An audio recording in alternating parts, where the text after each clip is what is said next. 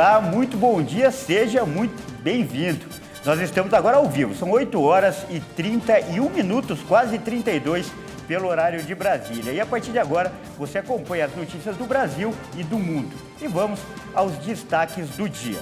Termina hoje o prazo para investir em ações da Eletrobras com o dinheiro do Fundo de Garantia. Bolsonaro diz que indigenista brasileiro e jornalista britânico podem ter sido executados. E você vai ver também, o número de adoções irregulares de crianças é grande no Brasil. Tudo isso a partir de agora. Olha só, eu começo essa edição com um lembrete importante. Quem pretende investir na Eletrobras com dinheiro do Fundo de Garantia por Tempo de Serviço, o FGTS, deve se apressar. Isso porque termina hoje, ao meio-dia, o prazo para que os trabalhadores façam a reserva para a compra das ações da companhia. O investidor pode usar até 50% dos recursos do fundo. E o procedimento tem que ser feito junto a um banco ou a uma corretora. E é importante lembrar também que quem optar pela aquisição dos papéis só poderá vender depois de, no mínimo, 12 meses, ou seja, um ano.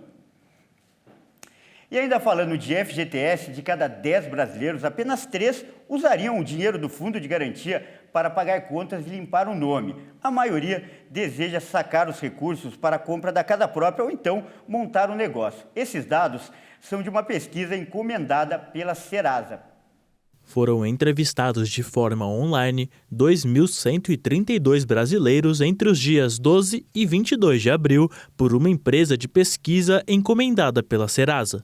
Desse total, apenas 17% disseram que pagariam as contas com o dinheiro e outros 10% afirmaram que limpariam o nome. Mas o que chamou a atenção foi o fato de que quase metade dos envolvidos na pesquisa citarem o desejo de querer comprar uma casa própria e outros 33% a vontade de abrir um negócio. Além do mais, uma pequena parcela afirmou que utilizaria o dinheiro para fazer uma viagem internacional. O FGTS é uma espécie de poupança compulsória dos trabalhadores que têm emprego com carteira assinada. Por mês, o empregador deposita 8% do valor do salário em uma conta em nome do profissional, que só pode ser sacado em situações específicas como na compra de casa própria, demissão sem justa causa ou aposentadoria. Neste ano, como forma de driblar efeitos da inflação e da baixa renda do trabalhador, o governo federal liberou o saque extraordinário de até R$1.000 do benefício. E a gente continua falando de fundo de garantia. A Caixa libera hoje o penúltimo lote do saque extraordinário de até R$1.000 do FGTS. 3.200.000 trabalhadores nascidos em novembro devem ter o valor depositado na conta digital. Ao todo, vão ser creditados R$2.400.000.000. O dinheiro pode ser movimentado pelo aplicativo Caixa Tem. O calendário de pagamento termina no próximo dia 15 para quem nasceu em dezembro, mas o valor vai poder ser resgatado até dia 15 de dezembro. Até agora, o benefício já foi liberado para quase 39 milhões de pessoas. E mudando de assunto, o senador Fernando Bezerra, do MDB de Pernambuco, promete entregar nesta quarta-feira a proposta que estabelece um teto para o ICMS. E o presidente do Senado, Rodrigo Pacheco, diz que a medida deve ser votada na segunda-feira. Em mais uma ação para tentar acelerar a redução do preço dos combustíveis, o governo federal anunciou nesta segunda-feira o ressarcimento com recursos federais aos estados que zerarem suas taxas de ICMS no preço dos combustíveis. Essa compensação precisa ser feita através de uma proposta de emenda à Constituição, que o governo quer aprovar em uma semana, já que o Congresso Nacional, secretários estaduais e a equipe econômica do governo têm até o dia 14 de junho para resolver os impasses. Nesse dia, termina o prazo estabelecido pelo STF para chegar a um consenso. O PLP 18 de 2022, que estabelece um teto de 17% da cobrança de ICMS sobre os combustíveis, energia elétrica e serviços de telecomunicações e de transporte público, que foi aprovado na Câmara e agora está no Senado, esperando o parecer do relator, o senador Fernando Bezerra, também precisa ser aprovado nesse período. Além da compensação aos estados, o governo também propôs zerar o ICMS sobre diesel e gás de cozinha e reduzir o ICMS e zerar os impostos federais sobre gasolina e etanol. Essas sugestões teriam de ser incluídas no texto do PLP 18. A ideia é manter essas regras em vigor até 31 de dezembro deste ano e limitar o ressarcimento aos estados em um valor a ser fixado entre 25 bilhões e 50 bilhões de reais. Tanto o relatório do projeto quanto a PEC, que vai permitir o ressarcimento, devem ser apresentados nesta quarta-feira pelo senador Fernando Bezerra. Este economista explica que essas ações e a pressão do governo por meio das medidas sugeridas pode levar a uma pequena redução de cerca de 70 centavos, direto na bomba de combustível. Ainda disse que é preciso ter cautela na discussão das propostas. Vamos lembrar que esse projeto envolve vários produtos além do combustível. É uma redução muito significativa dos orçamentos estaduais e tem reflexos diretos também nos municípios. Então não dá para tomar uma decisão dessa assim de uma hora para outra, porque vai prejudicar toda a cadeia de arrecadação dos estados e municípios. Então está sendo discutido, mas parece que o governo federal tem pressa, né? E o que ele fez, na verdade, foi tentar turbinar para que a decisão do Senado saia o quanto antes. Vamos ver o que vai acontecer. O Senado está empenhado em discutir, em dialogar. Vamos ver se realmente nos próximos dias essa medida, esse projeto é aprovado e as decisões do governo sejam de alguma forma implementadas. E vai, de fato, implicar na redução do preço do combustível. Obviamente, o diesel zerando o ICMS e a gasolina também reduzindo os impostos sobre ela. E o Exército se juntou à Marinha nas buscas pelo indigenista brasileiro e o jornalista inglês que estão desaparecidos no Amazonas desde domingo. O presidente Jair Bolsonaro falou sobre o assunto. Ele afirmou que a dupla embarcou em uma aventura não recomendável e admitiu, inclusive, a possibilidade dos dois terem sido executados. Vamos acompanhar na reportagem. O presidente Jair Bolsonaro falou nesta terça-feira sobre o desaparecimento do jornalista britânico Dom Phillips e do indigenista brasileiro Bruno Pereira. Bolsonaro disse que a expedição de ambos era uma aventura não recomendável e acrescentou que eles podem, inclusive, ter sido executados. E realmente duas pessoas apenas num barco, numa região daquela, né, completamente selvagem. É uma aventura que não é recomendável que se faça, né?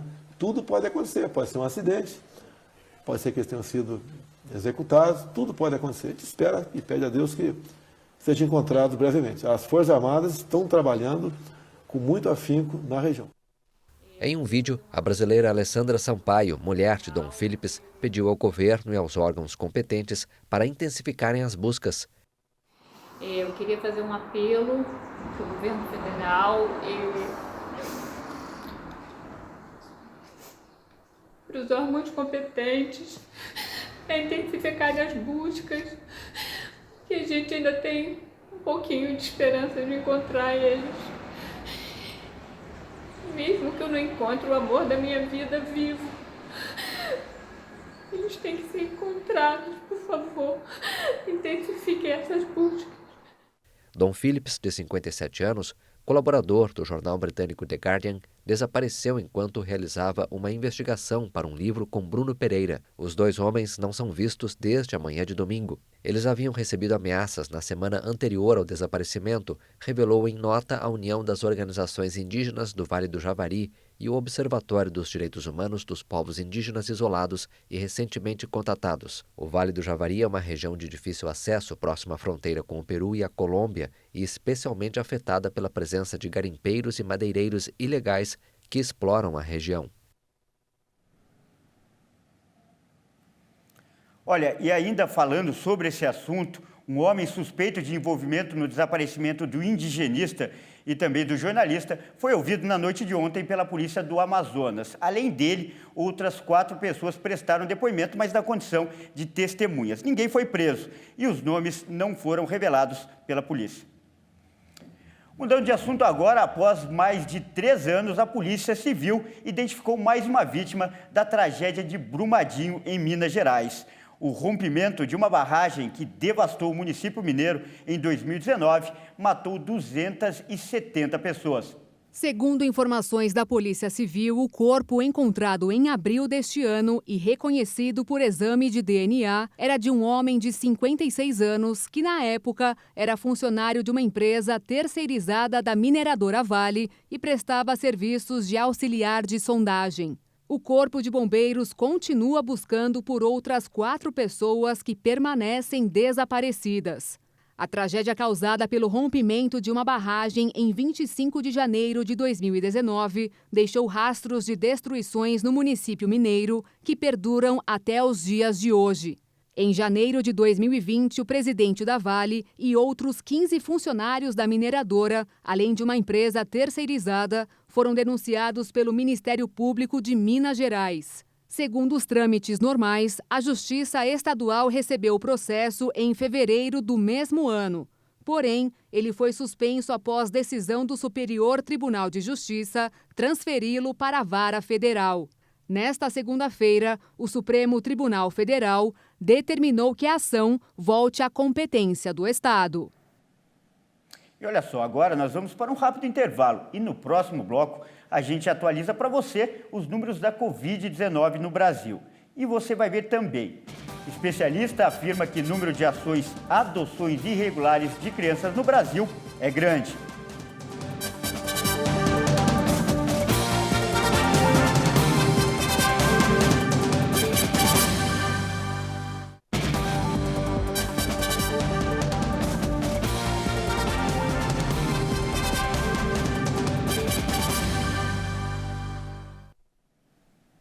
Olá, nós estamos de volta e mais uma vez você é muito bem-vindo. Mais uma vez falamos ao vivo, são 8 horas e 46 minutos pelo horário de Brasília. O assunto agora é a pandemia.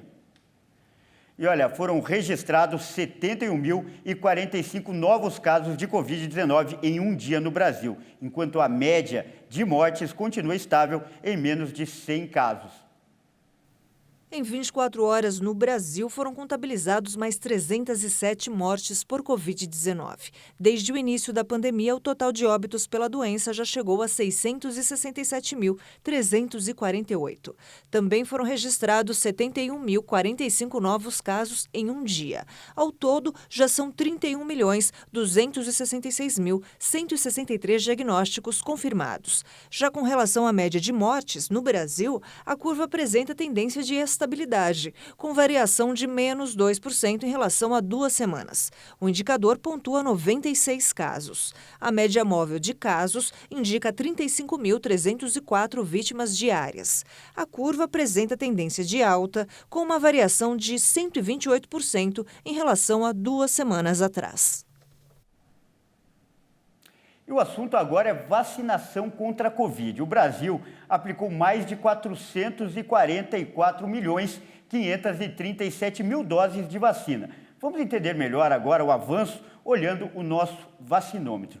Eu confiro aqui para vocês, segundo o Ministério da Saúde, as secretarias estaduais também de saúde, a primeira dose foi aplicada em 83,84% da população, enquanto 78,9% dos brasileiros tomaram a segunda dose. E os que receberam a primeira dose de reforço passam de 46,47% dos brasileiros. E olha só, a cidade de São Paulo vacinou em apenas um dia 20 mil pessoas com a 4ª dose da vacina contra a Covid. E agora a gente continua falando de notícias internacionais. O governo russo afirma ter controlado quase o total sobre a província de Donbás, no leste da Ucrânia. Mas as autoridades ucranianas pedem que os soldados mantenham suas posições. Segundo o governo local, mais de 40 mil civis foram mortos ou feridos desde o início do conflito. O ministro da Defesa da Rússia afirmou nesta terça-feira que o exército liberou por completo áreas residenciais de Severodonetsk. Sergei Shoigu garantiu que Moscou controla agora 97% da região ucraniana de Luhansk, onde fica a cidade-chave que concentra os combates no leste do país. Uma parte significativa das repúblicas populares de Donetsk e Luhansk ao longo da margem esquerda do rio Donetsk foi liberada, assim como outras 15 localidades. Se a informação for confirmada, Moscou superaria o último obstáculo para controlar as cidades de Sloviansk e Kramatorsk, a capital da região de Donetsk sob controle ucraniano. Por outro lado, o exército russo disse que 126 militares ucranianos se renderam em 5 dias às forças russas e quase 6.500 foram presos desde o início do conflito. Mas as baixas não atingem apenas os militares e combatentes ucranianos. De acordo com dados divulgados pelo governo do país, mais de 40 mil civis ucranianos foram mortos ou feridos desde o início da invasão russa e cerca de 3 milhões vivem agora sob ocupação russa. O presidente Volodymyr Zelensky disse que o exército ucraniano poderia decidir recuar das linhas de frente das cidades de Severodonetsk e Lysychansk, descrevendo-as como cidades mortas. Zelensky afirmou que, se a Rússia tivesse êxito em seu objetivo de controlar o Donbass, representaria um desafio existencial à Ucrânia. Zelensky prometeu que não deixaria isso acontecer e afirmou à nação que o Donbass ucraniano resiste de forma firme. O tema adoção ganhou destaque na mídia nos últimos dias, depois que a apresentadora Carol Nakamura anunciou que o menino que ela criava decidiu voltar a viver com a mãe biológica. O caso serve como um alerta, segundo os especialistas. Isso porque o número de adoções irregulares no país ainda é bastante grande. Foi com esta publicação no Instagram que a apresentadora Carol Nakamura anunciou que o garoto de 11 anos, que era criado por ela há 3, voltaria para a casa da família. Na rede social, ela afirmou que não tinha guarda para fins de adoção, mas sim uma autorização dada pela mãe da criança. A advogada explica que é o Estatuto da Criança e do Adolescente que dita o momento em que a criança será ou não retirada do lar da família. E ainda que não fique sob a guarda dos pais, a prioridade, segundo o ECA, é que o menor permaneça no seio familiar sob a tutela de avós, tios ou primos, por exemplo, e não sob cuidados de terceiros.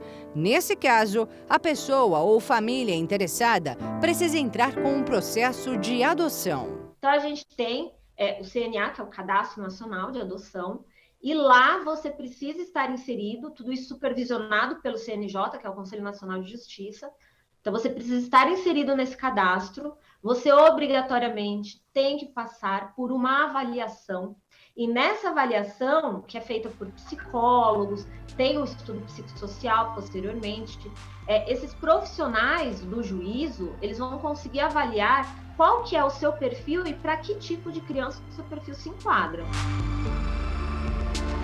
Dados do Conselho Nacional de Justiça mostram que o número de crianças e adolescentes disponíveis para adoção no país chega a quase 4 mil, enquanto o número de pretendentes passa de 33 mil.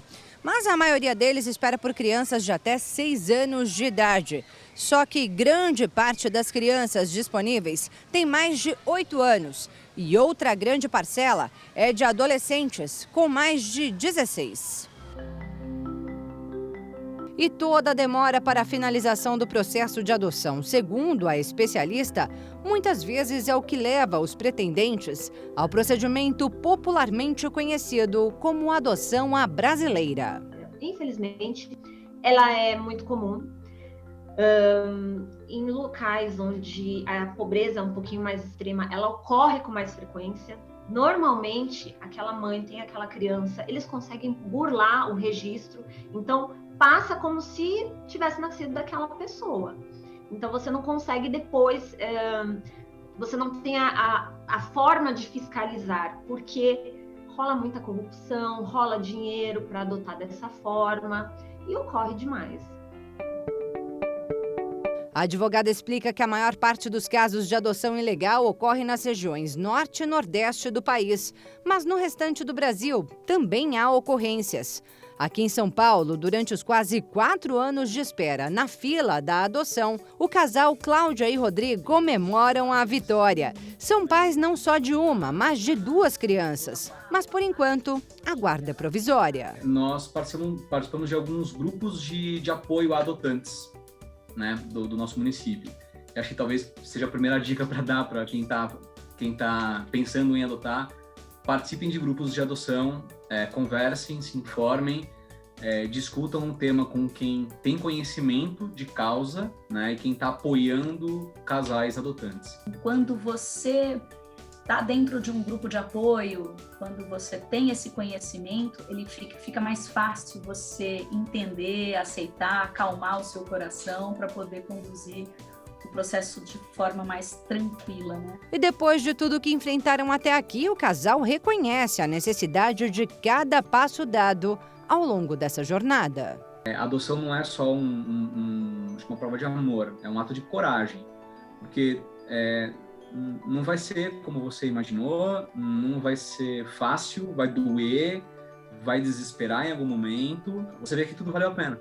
O problema é que nem todo mundo chega a essa conclusão e é por isso que todas as etapas da adoção são tão importantes. Dados preliminares de 2022 mostram que até agora o percentual de devoluções está em quase 4%. Se já finalizou essa adoção e tudo mais, está naquele processo de finalizar, pode haver a ocorrência de indenização para essa criança. Para que a indenização? Para enriquecer a criança? Não. Mas para tentar diminuir os danos psicológicos que essa criança vai levar para o resto da vida dela.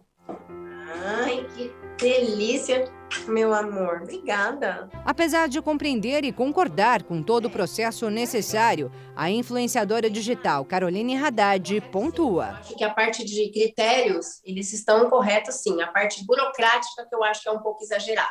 Moradora de Campinas, Carol conta que na cidade do interior paulista, o processo de adoção pode chegar a 9 anos de espera. Ela aguardou 4, até que decidiu buscar o filho no Malawi.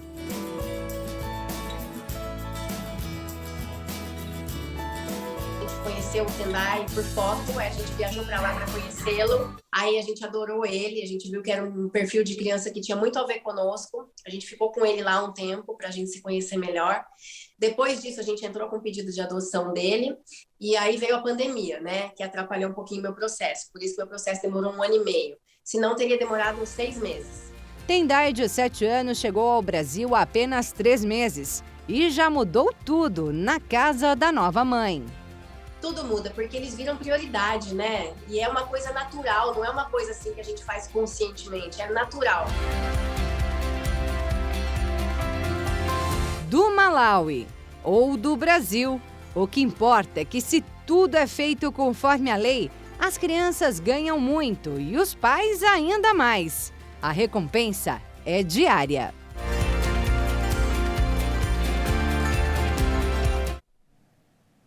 E é preciso ter muita responsabilidade. Afinal, são vidas e sentimentos envolvidos dos 2 lados.